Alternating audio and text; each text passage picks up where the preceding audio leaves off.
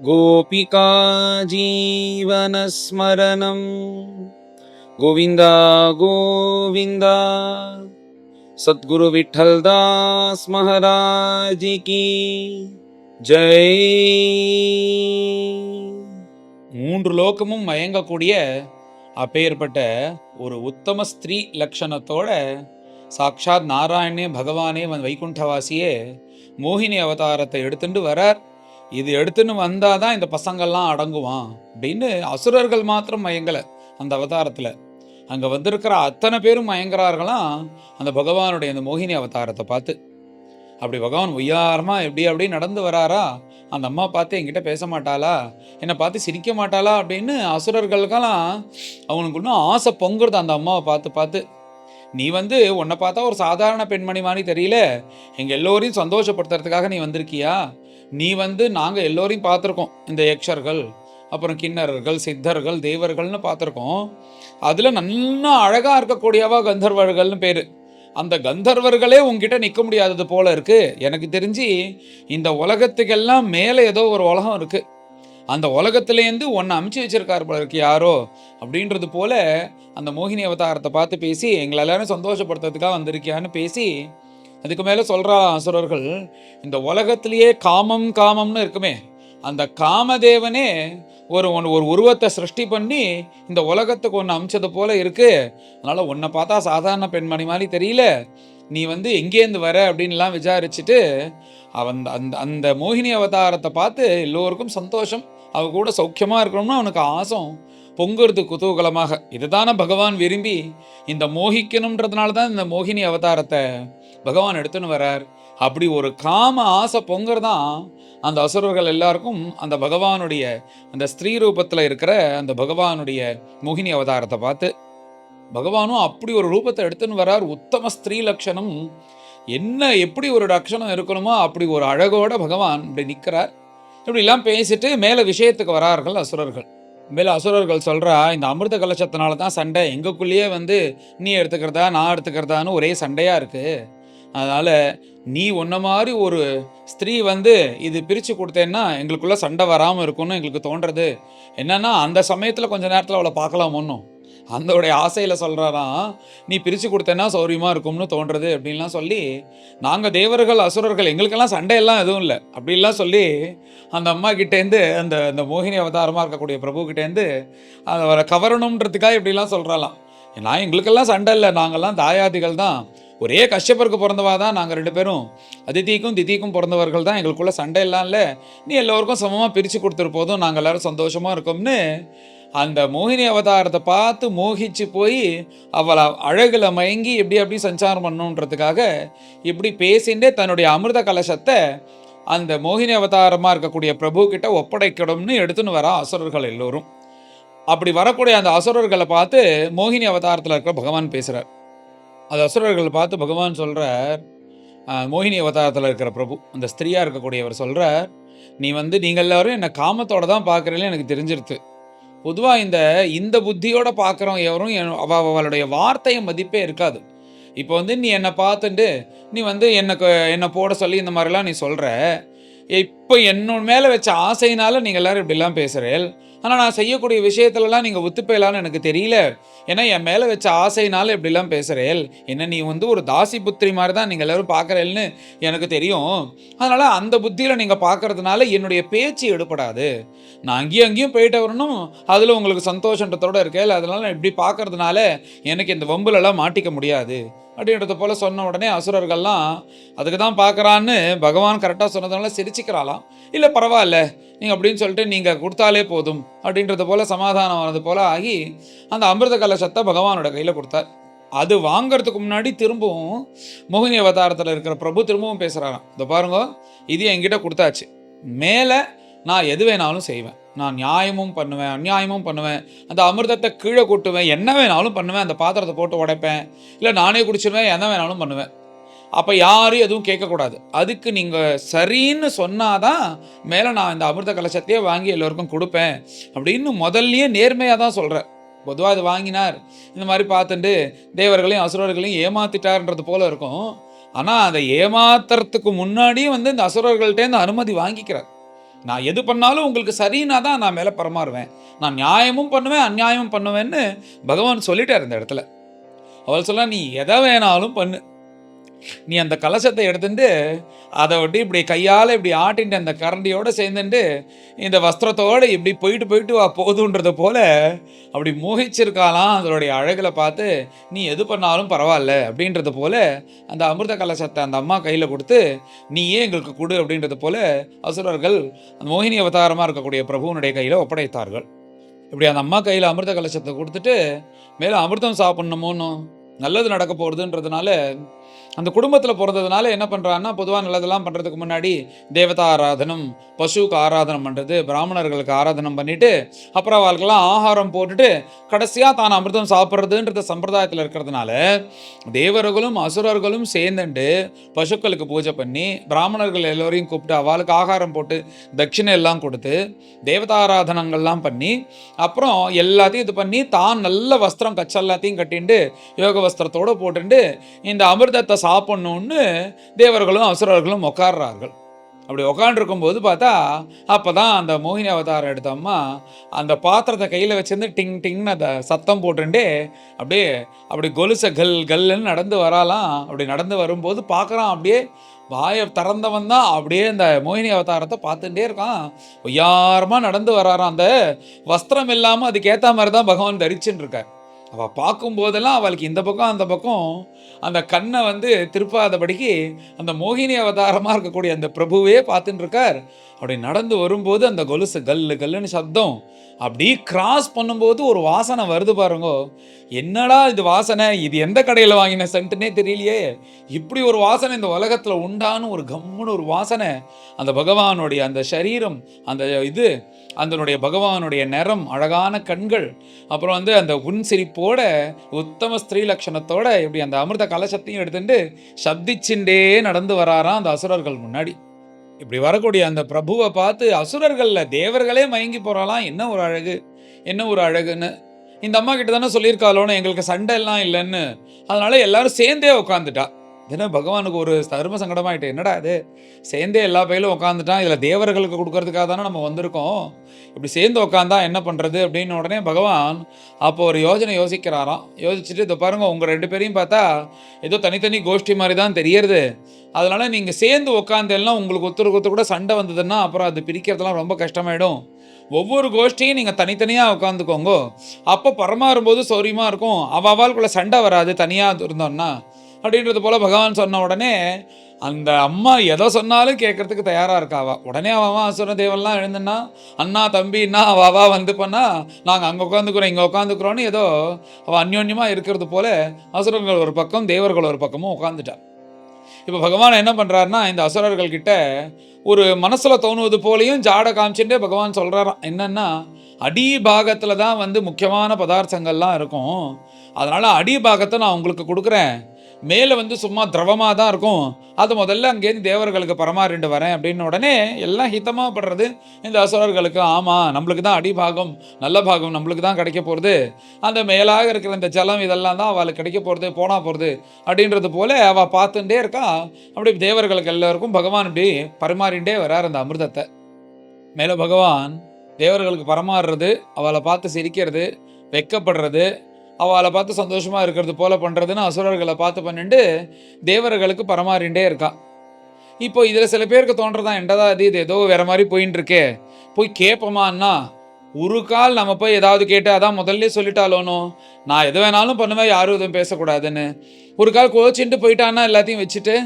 இப்போ என்னன்னா, இந்த அமிர்தத்தை விட அந்த மோகினி அவதாரம் எடுத்த பகவான் கூட சௌக்கியமாக இருக்கணுன்றதுதான் இவளுடைய ப்ரையாரிட்டியாக இருக்குது. வச்சுட்டு போயிட்டானா என்ன பண்ணுறதுன்றதுனால மேலேயும் சொல்லியிருக்காளோனோ சத்தியபாஷ பத்தர்களாக அசுரர்கள் உட்காந்துட்டு எதுவுமே கேட்கலையாம்.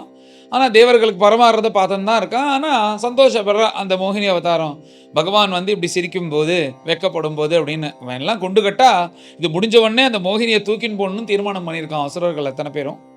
இப்படி இந்த பரமாறுதல் பகவான் பண்ணிகிட்டே இருக்கார். பண்ணிகிட்டே இருக்கும்போது பார்த்தா அதில் சொர்பானுன்னு ஒரு அசுரன், இங்கே இந்த அசுரர்கள் கூட இருந்துகிட்டே இருந்தோம்னா நம்மளுக்கு கிடைக்காதுன்னு அவன் தீர்மானம் பண்ணிட்டான். இவன்கள்லாம் போய் பேசுறது வேஸ்ட்டு, அதுக்குள்ளே அங்கே முடிஞ்சிடும் போல இருக்குன்னு அவன் என்ன பண்ணான், ஒரு தேவனுடைய வேஷத்தை எடுத்துட்டு அங்கே போய் சாப்பிட்ருவோன்னு அங்கே கிளம்பி போகிறான் தேவதா கோஷ்டிக்கு.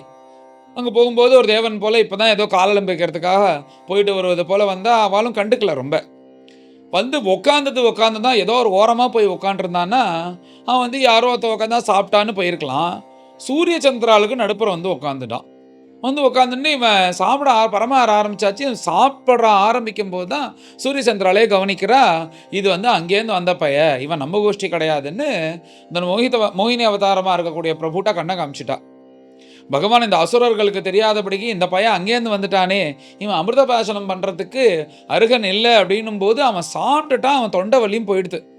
அப்படியே தன்னுடைய சக்கராயுதத்தை எடுத்து தலையை அறுத்த உடனே அந்த சரீரமானது கீழே விழுறது. அந்த சரீரத்துக்கு அது அமிர்தம் இல்லாதனால சரீரம் நசிச்சு போயிடுது. தலை அமிர்தம் சாப்பிட்டதுனால தலை உயிரோடு இருக்கு. அந்த ஸ்வர்பானுன்ற அசுரன் தான் இவன் எப்படியும் அமிர்த பிராசனம் பண்ணதுனால அவனை தேவதா கோஷ்டிலையும் நவகிரகத்திலையும் சேர்த்தார் இந்த ராகு அப்படின்ற கிரகமாக. இந்த ராகு இவன் சூரிய சந்திரால் தான் வந்து பகவான்கிட்ட போட்டு கொடுத்தா அமிர்தம் சாப்பிடும்போது. அதனால அவர் நிழலாக இருந்து கொண்டு இந்த சந்திர கிரகணம் சூரிய கிரகணம் இந்த சமயத்துலலாம் சூரியனும் சந்திரனும் விழுங்குவது போல அந்த சமயம் பர்யந்தம் தனக்கு அந்த காமிச்சு கொடுத்த அந்த பகையை தீர்த்துக்கிறதுக்காக இந்த சொர்பானுன்ற அசுரன் தான் ராகுவா இருந்து இந்த மாதிரி பண்றார் அப்படின்னு பெரியோர்கள்லாம் சொல்றா அப்படின்னு. இந்த ராகு அப்படின்றவரை இந்த சொர்பானுன்ற அசுரனை ராகுல நவகிரகத்துல ஒன்னா சேர்த்தார் பகவான் அமிர்த பிராசனம் பண்ணினதுனால. இப்படி தேவர்கள் எல்லோருக்கும் போட்டுட்டு அடுத்த அசுரர்களுக்கு போடுவான்னு ஆவலாக அசுரர்கள் காத்துன்னு இருக்கும்போது பகவான் அந்த மோகினி அவதாரத்திலேருந்து தன்னுடைய நிஜஸ்வரூபத்துக்கு வர. நிஜஸ்வரூபத்துக்கு வந்து கருடாருடனாக அங்கே நின்ன உடனே இத்தனை நேரம் நம்மளை மோக பண்ணது மகாவிஷ்ணுவா ஹரிநாராயணா அப்படின்னு சொல்லிட்டு அசுரர்கள்லாம் பார்த்து ஏமாந்து போனது ரொம்ப வருத்தமாக இருக்குது. இப்படி நம்ம ஏமாந்து போயிட்டோமே, இப்படி அமிர்தம் முழுக்க தேவர்கள் சாப்பிட்டுட்டாலே அப்படின்னு சொல்லிட்டு அந்த அசுரர்கள்லாம் ரொம்ப வருத்தப்படுறா. இப்போ பகவான் வந்து தேவர்களுக்கு தேவதா பட்சமாக இருந்து கொடுத்தார். தேவதைகள் போய் பகவான்கிட்ட பிரார்த்தனை பண்ணினதுனால இந்த அமிர்த கலசம் வந்ததுக்கு அப்புறம் அசுரர்களும் போய் எங்களுக்கும் கொஞ்சம் கொடுங்க அப்படின்னா கண்டிப்பாக பகவான் கொடுத்துருப்பார் தான் நினைக்கிறேன். அப்படி இல்லாதபடிக்கு வஞ்சனையா இந்த அமிர்த கலசத்தை தூக்கின்னு போய் அவாக்குள்ளேயே ஒத்துமில்லாதபடிக்கே சண்டை போட்டுண்டு எல்லாம் சேர்ந்து குடிக்கலான்னு நினைக்கும் போது தான் முதல்ல வந்து தப்பு செஞ்சதுனால பகவான் என்ன பண்ணார்னா, அது தேவதா பட்சமாக இருந்து கொண்டு தேவதைகள் பிரார்த்திச்சதுனால அவர்களுக்கு இந்த அமிர்த பிராசனத்தை கொடுத்தார். அப்பேற்பட்ட பிரபு கருடாருடனாக நின்று கொண்டு எல்லோருக்கும் அனுகிரகம் பண்ணினார். தேவதா பட்சமாக இருந்து தேவர்களுக்கு அமிர்தத்தை கொடுத்தார். எப்பேற்பட்ட பிரபுன்னா அத்தனை தேவர்களையும் தன் அங்கத்தில் வச்சுருக்காராம். சுத்த சத்துவகுணங்களாக இருக்கக்கூடிய தேவர்களை தன் அங்கத்தில் வச்சுருக்கிறதுனால ஒரு மரம் போல பகவானுடைய சரீரம், மற்ற கிளைகள் அவைகள் எல்லாம் தேவதைகள்.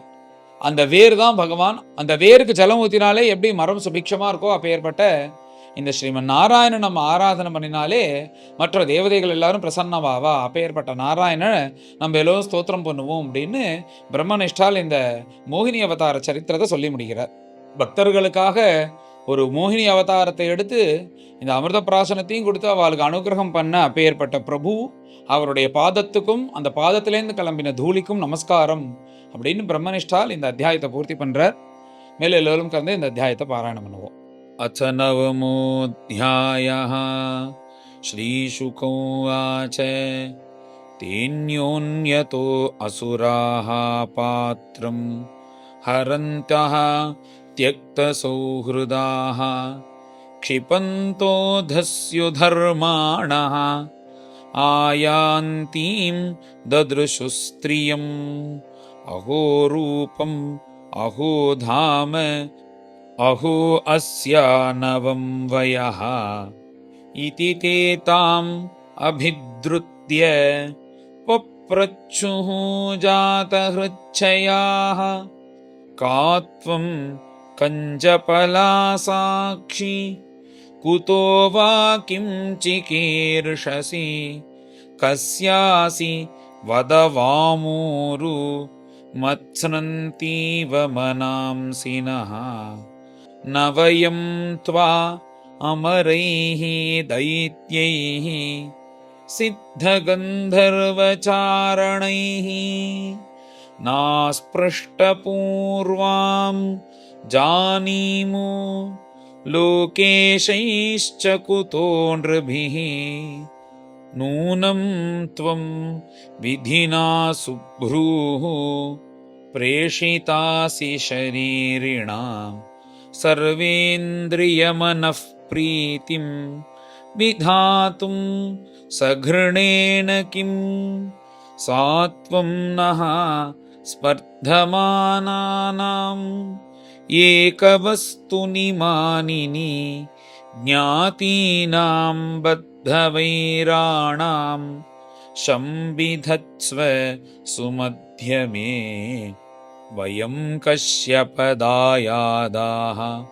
भ्रातरः कृतपौरुषाः विभजस्व यथा न्यायं नैव भेदो यथा भवेत् इत्युपामन्त्रितो दैत्यैः मायायोषिद्वपुर्हरिः प्रहस्य रुचिरापाङ्गैः निरीक्षन् इदमब्रवीत्। श्रीभगवानुवाच कथं कश्यपदायादाः पुंश्चल्यां मयि सङ्गताः विश्वासं पण्डितो जातु कामिनीषु न यातिः सालावृकाणां स्त्रीणां च स्वैरिणीनां सुरद्विषः सख्यान्याहुः अनित्यानि नूत्नं नूत्नं विचिन्वताम्। श्रीशुक उवाच इति ते क्ष्वेलितैः तस्याः आश्वस्तमनसो सुराः जहसुर्भावगम्भीरं ददुश्चामृतभाजनम् ततो गृहीत्वा अमृतभाजनं हरिः बभाषईषत् स्मितशोभया गिरा यद्यभ्युपेतं क्व च साध्वसाधु वा कृतं मया वो विभजे सुधामिमाम् इत्यभिव्याहृतं तस्याः आकर्ण्य असुरपुङ्गवाः अप्रमाणविदस्तस्याः तत्तथेति अन्वमंसता अथोपोष्य कृतस्नानाः हुत्वा च हविषानलं दत्त्वा गोविप्रभूतेभ्यः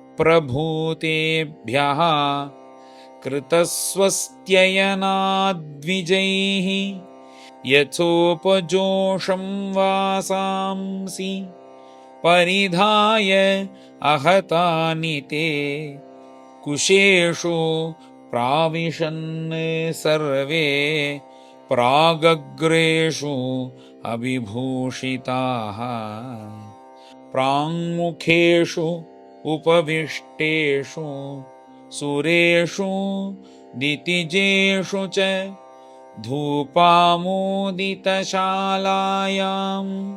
जुष्टायां माल्यदीपकैः तस्यां नरेन्द्र करभोरुरुषद्दुकूल श्रोणीतटालसगतिः मदविह्वलाक्षी सा कूजति कनकनूपुरसिञ्चितेन कुम्भस्तनी कलशपानिः अथाविवेश तां श्रीसखीं कनककुण्डलचारुकर्ण नासाकपोलवदनां परदेवताख्यां संवीक्ष्य सम्मुमुहुः उत्स्मितवीक्षणेन देवासुराः विगलितस्तनपट्टिकान्ताम् असुराणां सुधादानं सर्पाणामिव दुर्नयं मत्वा जातिनृशंसानां न तां व्यभजदच्युतः कल्पयित्वा पृथक् पङ्क्तिः उभयेषां जगत्पतिः तांश्च उपवेशयामास स्वेषु स्वेषु च पङ्क्तिषु दैत्यान् गृहीतकलशः वञ्चयन् उपसञ्चरैः दूरस्थान् पाययामास जरामृत्युहरां सुधां ते पालयन्तः समयम् असुराः स्वकृतं नृपा तूष्णीमासन् कृतस्नेहाः स्त्रीविवाद जुगुप्सया तस्यां कृतातिप्रणयाः प्रणयापायकातराः बहुमानेन चाबद्धाः नोचुः किञ्चन विप्रियम् देवलिङ्गप्रतिच्छन्नः स्वर्भानुः देवसंसदि प्रविष्टः सोमम् अपिबत् चन्द्रार्काभ्यां च सूचितः चक्रेण क्षुरधारेण जहार पिबतः शिरः हरिस्तस्य कबन्धस्तु सुधया प्लावितो अपतत् शिरस्तु अमरतां नीतम् अजोग्रहमचीकृपत् यस्य पर्वणि चन्द्रार्कौ अभिधावति वैरधीः प्रीतप्राये अमृते देवैः भगवान् लोकभावनः पश्यताम् असुरेन्द्राणां स्वं रूपं जगृहे हरिः एवं सुरासुरगणाः समदेशकाल हेत्वर्थकर्ममतयोऽपि फले विकल्पाः तत्रामृतं सुरगणाः फलमञ्जसापुः यत्पादपङ्कजरजः श्रयणान्न दैत्याः यद्युज्यते अशुभसुकर्म मनोवचोभिः देहात्मजादिषु नृभिः तदसत्पृथक्त्वात् तैरेव सद्भवति यत्क्रियते अपृथक्त्वात् सर्वस्य तद्भवति मूलनिषेचनं यत्। श्रीहरये नमः। श्रीहरये नमः। इति श्रीमद्भागवते महापुराणे पारमहंस्यां संहितायाम् अष्टमस्कन्धे अमृतमथने नवमोऽध्यायः। गोपिका जीवनस्मरणं गोविन्द गोविन्द। सद्गुरु विठ्ठलदास महाराज की जय।